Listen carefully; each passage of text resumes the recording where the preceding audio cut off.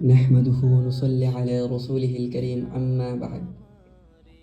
শেষ জমানা, তাই এই সময়ে আমাদের ইবাদতে অনেক অলসতা থাকবে, গাফিলতা থাকবে, তা নিঃসন্দেহে, এতে কোনো সন্দেহ নেই।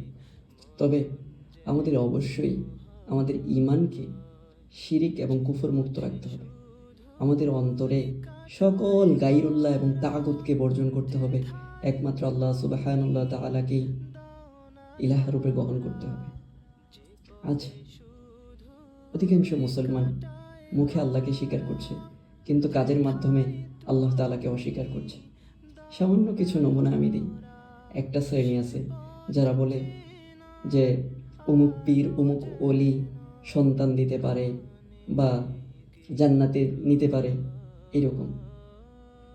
আবার কেউ কেউ মাজারে গিয়ে সেজদা করছে, অনেক উদ্ভট উদ্ভট কথাবার্তা বলছে, যা আসলে একজন মুসলমানের বেঈমান হতে প্রয়োজন সেই কাজগুলাই তারা করছে।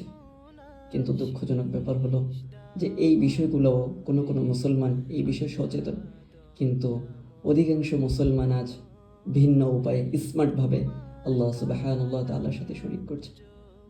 প্রিয় ভাই, ইবাদতে যেমন আল্লাহ সুবহানাহু ওয়া তাআলার সাথে কাউকে শরীক করা যায় না, ঠিক তেমনিভাবে আল্লাহ সুবহানাহু ওয়া তাআলার নাজিলকৃত বিধান দিয়ে ফয়সালার ব্যাপারেও আমাদের আনুগত্য মেনে নিতে হবে। মুমিন সে যে শুধুমাত্র আল্লাহ এবং তার রাসূল থেকে ফয়সালা আসে, সে বলবে সামি'না ওয়া আতা'না, আমরা শুনলাম এবং মানলাম। কিন্তু আজ অধিকাংশ মুসলমান সে নিজেকে খাঁটি মুসলমান বলতেছে, সেই হজ করতেছে, নামাজ পড়তেছে, কিন্তু সে আবার আল্লাহ সুবহানাহু ওয়া তাআলার সাথে শরীক করছে।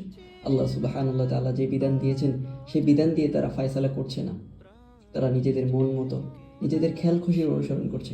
আল্লাহি, আল্লাহর কসম করে বলি, তাদের নামাজ, রোজা, হজ, যাকাত, সদাকা সব কিছু বিফলে যাবে। একজন মুশরিক যে মূর্তি পূজা করে, সে যে অপরাধ করছে, আল্লাহর কসম করে বলি, যে আল্লাহ সুবহানাহু ওয়া তাআলার পরিবর্তে নিজে আইন তৈরি করছে, সে একই অপরাধ করছে। সে নিজেকে মুসলিম বলতে পারে, নিজেকে মুসলিম দাবি করতে পারে, আল্লাহর কসম করে বলি, সে পরিপূর্ণ মুসলমান না, সে মুনাফিক। আফসোস, আফসোস যে সে আল্লাহর পরিবর্তে আইন বানাচ্ছে, আবার নিজেকে মুসলিম দাবি করে। প্রিয় ভাই, আল্লাহ সুবহানাহু ওয়া তাআলা ছোট ছোট বিষয়ে আমাদেরকে বিধান দিয়ে দিয়েছেন। আমাদের কিভাবে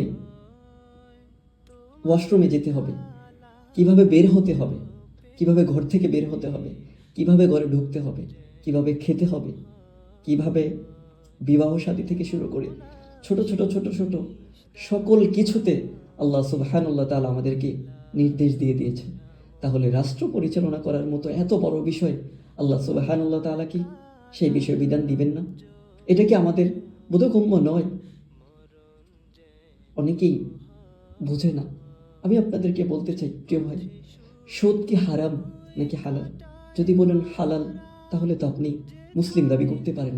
আর যদি বলেন হারাম, তাহলে আমি বলতে চাই, এই রাষ্ট্র কি সুদী ব্যাংকগুলোকে বৈধতা দিচ্ছে না? আমি আপনাদেরকে বলতে চাই, জেনা ব্যভিচার আল্লাহ তাআলাকে হারাম করেছেন না? এই রাষ্ট্র কি পতিতার লাইসেন্স দিচ্ছে না? আমি আপনাদেরকে বলতে চাই যে আল্লাহ সুবহানাহু ওয়া তাআলা কি অশ্লীলতাকে হারাম ঘোষণা করেছেন না? এই রাষ্ট্র কি বাক স্বাধীনতার নামে সমস্ত অশ্লীলতাকে বৈধতা দিচ্ছে না? কত অপরাধ! আল্লাহ সুবহানাহু ওয়া তাআলা কি মদকে হারাম করেছেন না? এই রাষ্ট্র কি মদের লাইসেন্স দিচ্ছে না? প্রত্যেকটা বিষয়ে আল্লাহ সুবহানাহু ওয়া তাআলা যে আইন দিয়েছেন, সে আইনের বিরুদ্ধে তারা আইন বানাচ্ছে। তারপরেও তারা নিজেদেরকে মুসলিম দাবি করছে। হায় আফসোস, অনেক নির্বোধ মুসলমান তাদের আনুগত্য করছে না বুঝে। হায় আফসোস, আফসোস। হে প্রিয় ভাই, দুনিয়ার সামান্য ক্ষমতার লোভে আজ তারা তাগুত শাসকের আনুগত্য করে, তাদের জায়গা কোথায় হবে একটাবার ভাবেন? অবশ্যই জান্নাত তাদের জন্য যারা আল্লাহর ফয়সালাকে মেনে নেয়, যারা আল্লাহর আনুগত্য মেনে নেয়। হ্যাঁ, যে আল্লাহ জান্নাত তাকে দিবেন, আল্লাহর অনুগ্রহ যার উপর হবে। তবে যে আল্লাহর আদেশ মানবে, তার উপর তো আল্লাহর অনুগ্রহ আসবে। যে আল্লাহর বিরুদ্ধে নাফরমানি করবে, তার উপর তো আল্লাহর অনুগ্রহ আসবে না।